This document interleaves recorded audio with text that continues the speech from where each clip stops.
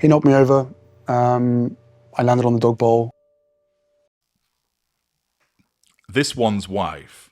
No, I'm not dressing you. Hello, I'm H.G. Tudor. This one's wife sees herself as a fashion icon.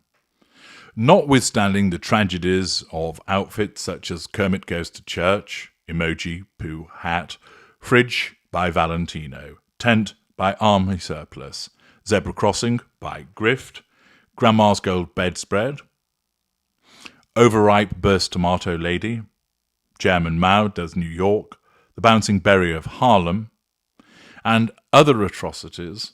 One of our jowers is missing, for example. Tube of toothpaste. The list of those fashion atrocities is long and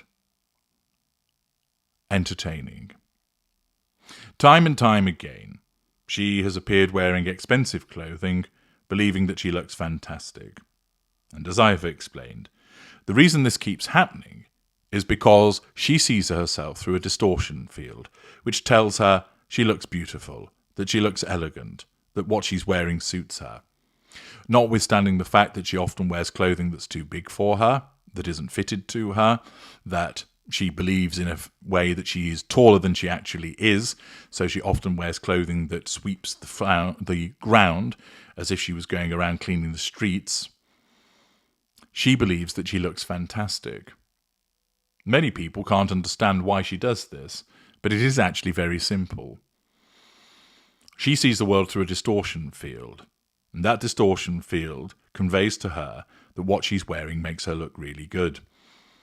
If somebody tries to suggest that she wears it a different way, that's a threat to control. It doesn't sit with the reality that she has, therefore she rejects it. This is driven by her narcissism and results in her regularly poo-pooing suggestions for outfits that would actually suit her or be appropriate to the circumstances of the occasion. This is another flaw, of course, in relation to this one's wife. Not only does she wear clothing that doesn't suit her and is ill-fitting, she invariably wears clothing that isn't appropriate to the event at which she's attending.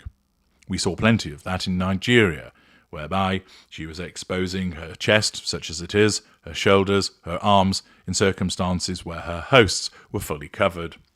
She doesn't read the room because she has no emotional empathy. And, invariably, she will not listen to advice because it's a threat to her need for control. Thus, we end up with the woman that believes that she is a fashion icon and is actually, in fact, a fashion disaster.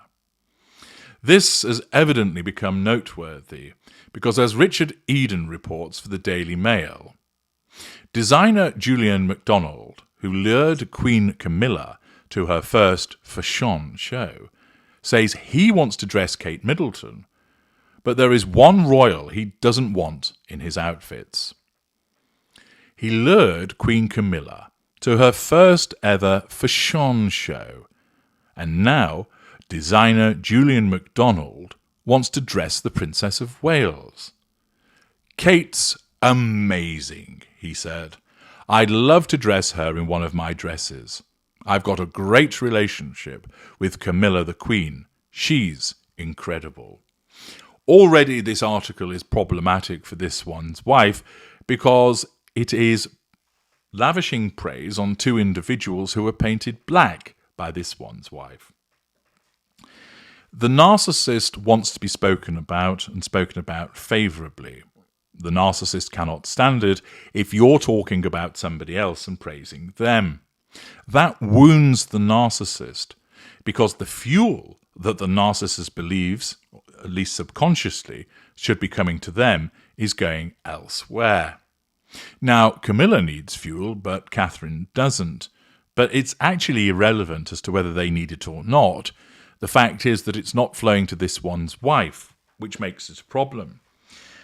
Where you talk about somebody else to the narcissist, that's of no use to the narcissist. It's not fuel because your reaction has been prompted by somebody else and not the narcissist.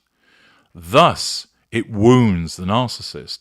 This is why so many narcissists are always keen to get the conversation back onto them, that the narcissist will do something which causes you to react so that you end up talking about them. This is why the narcissist causes drama.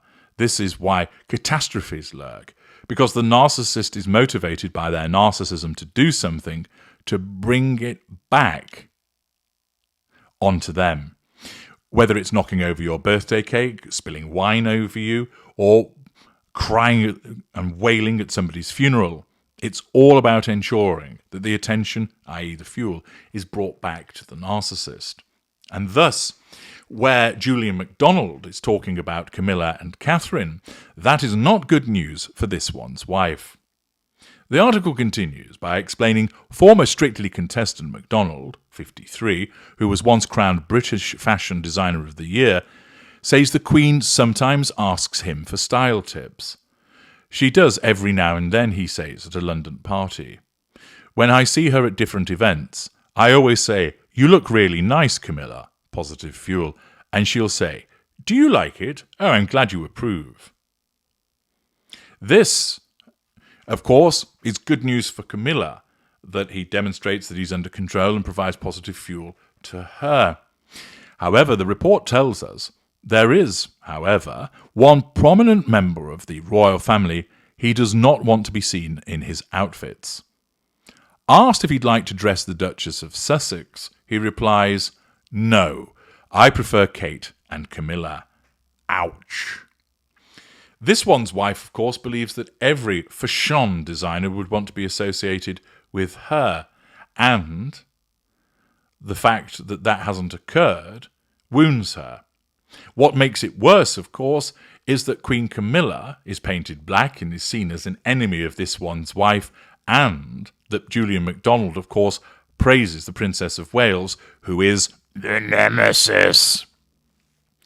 It may not be the case that this one's wife is aware of the views of Julian MacDonald, but nevertheless, were she to be made aware of them, the fact that he prefers Camilla and Catherine over this one's wife is problematic for her. It wounds her. It threatens her need for control. It gets under her skin. And it does so doubly because, one, she believes that she is a fashion icon and every fashion designer should want to work with her. And two, he chooses two people who are painted black over her, which of course is never going to go down well with her. But it just goes to show, of course, and this is something that I keep making mention of, is that the longer time goes on in relation to this one's wife, as it does with any narcissist, there is a build-up of evidence which shows how unlikable she is, what a liar she is, how she revises history, how unpleasant she is, how self-absorbed she is. Early on, it may be just one or two people that see it, and they feel rather exasperated that other people can't see the behaviour of the narcissist. But when you get someone as infamous as this one's wife, who is covered so extensively by the media, all of her errors, her unpleasant behaviours, it starts to create a huge rap sheet. And there are many individuals who are fact-checking her behaviours also. And what then happens is you get this body of evidence showing the unpleasantness of her behaviours, demonstrating her narcissism writ large, and it then means that other people look at her and go, "No, I don't want to be involved with her, I don't like her," such is the case with the designer, Julian MacDonald. I'm H.G. Tudor. Thank you for listening.